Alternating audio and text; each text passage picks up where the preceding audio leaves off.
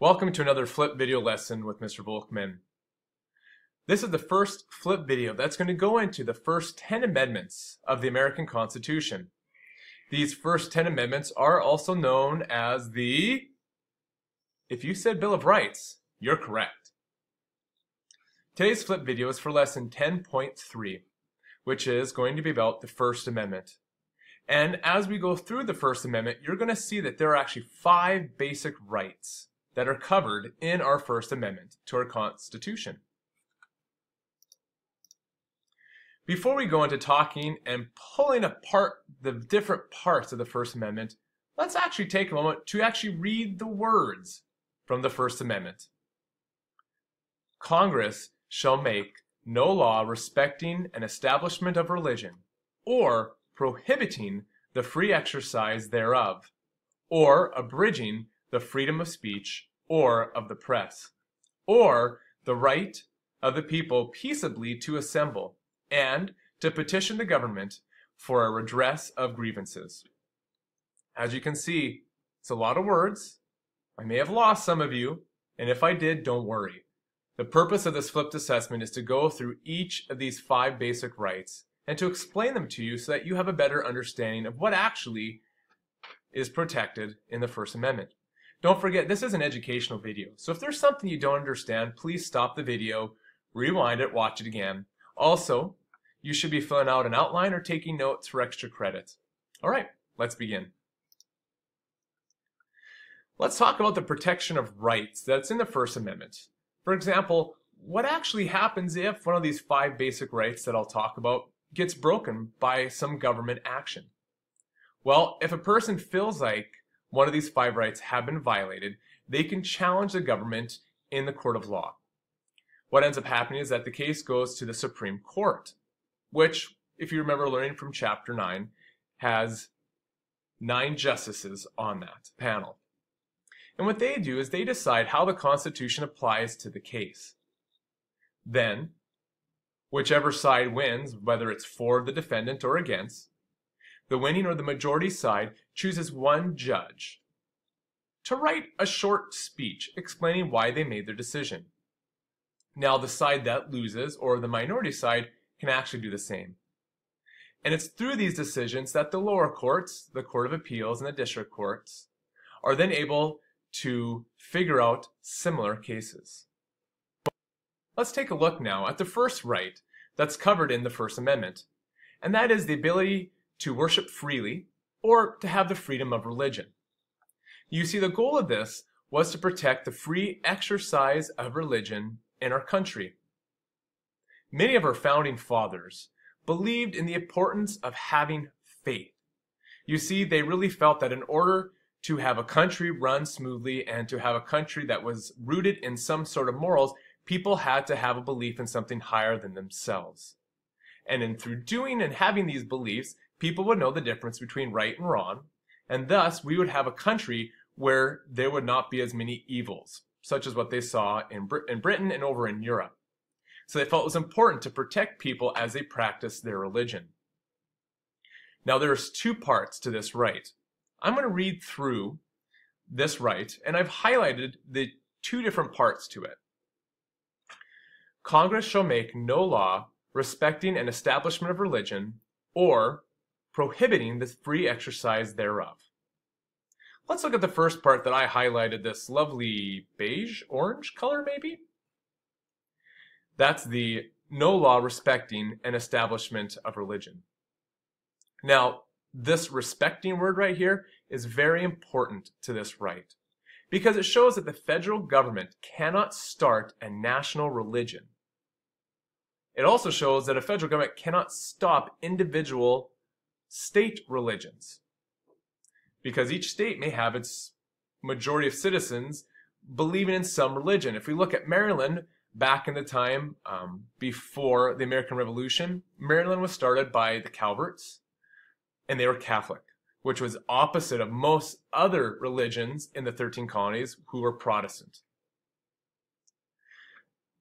This idea here has 2 functions. First, it's stopping preferential treatment, meaning the government can't prefer one religion over another. It also starts the federal government from making a national religion, saying that everyone must be blank, which is what happened in England. Everyone had to be Anglican, which was the Church of England. Of course, you then had different people who didn't necessarily follow that religion very closely or felt that religion didn't go with what they believed. The second part to this right brings about a few more questions, and this is that Congress shall make no law prohibiting the free exercise thereof, meaning that Congress can't make a law stopping people from doing their religious ideas.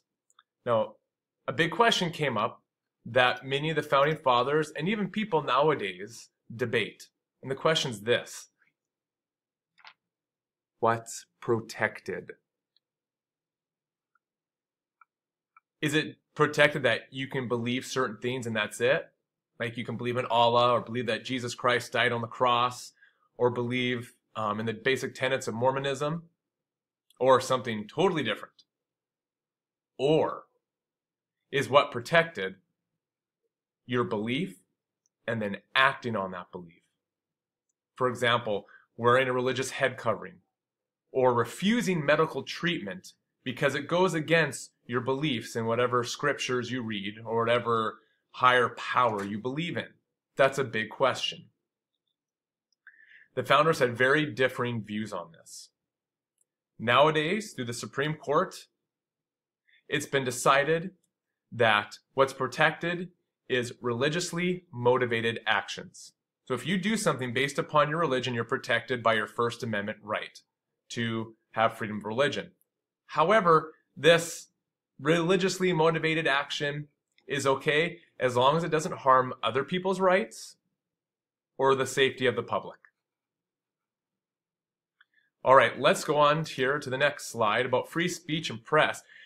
We've been going on for about 7 minutes, so I want you to pause the video for a moment, stand up, stretch, and do whatever you need to do. Get a drink of water, get a little snacky snack, and then come back down feeling nice and fresh so we can talk about free speech and press. All right, let's talk about the next right that's covered in the First Amendment, free speech and press. Now, these two are very important because they keep our government in check. What they do is that the press reports on any abuses that the government has. Way back in 1774, for the First Continental Congress, the men during this time had the same thought about the press. And they wrote, "Freedom of press promotes union among them, whereby oppressive officers are shamed or intimidated into more honorable and just modes of conducting affairs."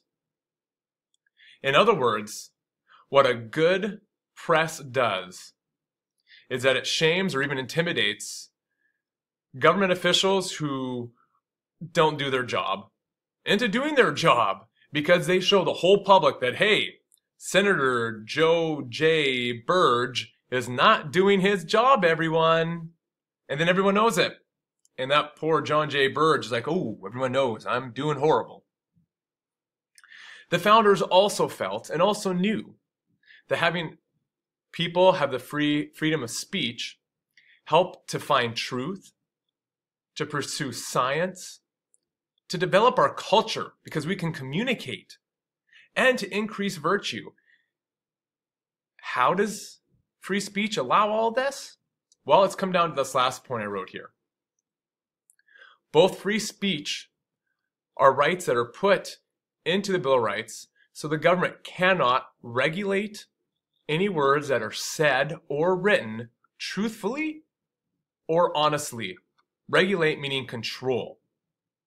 They also can't hold liable any words that are said or written truthfully or honestly as well.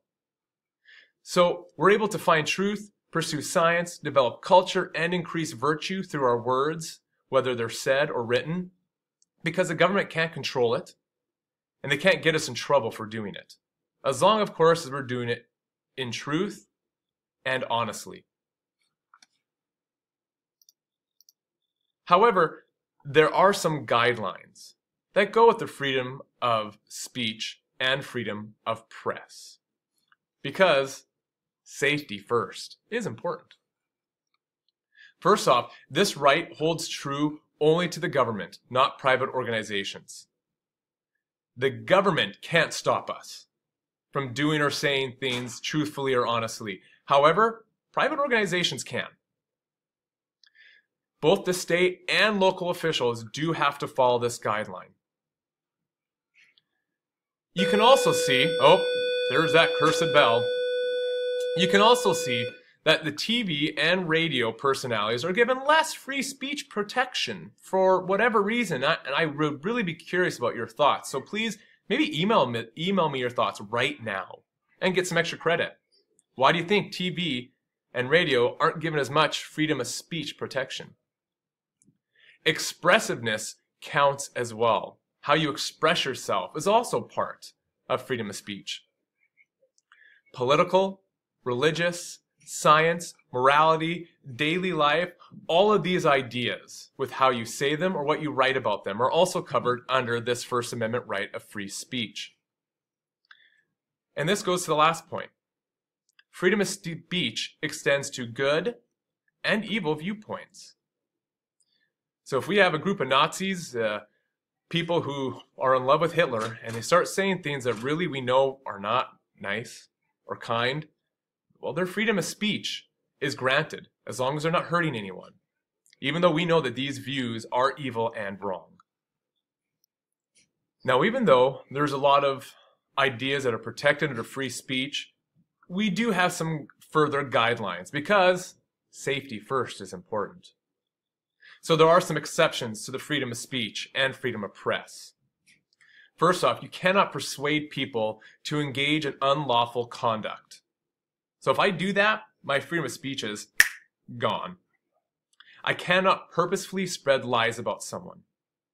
I cannot threaten someone. I cannot insult a specific person to the point that I cause a fight. If I do that, I lose my freedom of speech. I cannot copy someone else's thoughts. And commercial advertising cannot be purposefully misleading. So if you go back many years ago and maybe ask your parents about this, about smoking, that was misleading because they never told us that it could kill you. The last two parts of the First Amendment that I want to talk about is the right to assemble and the right to petition the government.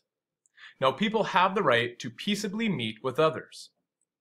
They can use public grounds for various activities, such as parades, political rallies, or protests. However, they lose the right to assemble when they close streets or close buildings. And they definitely lose their right to assemble when they protest violently or when they urge other people to protest violently.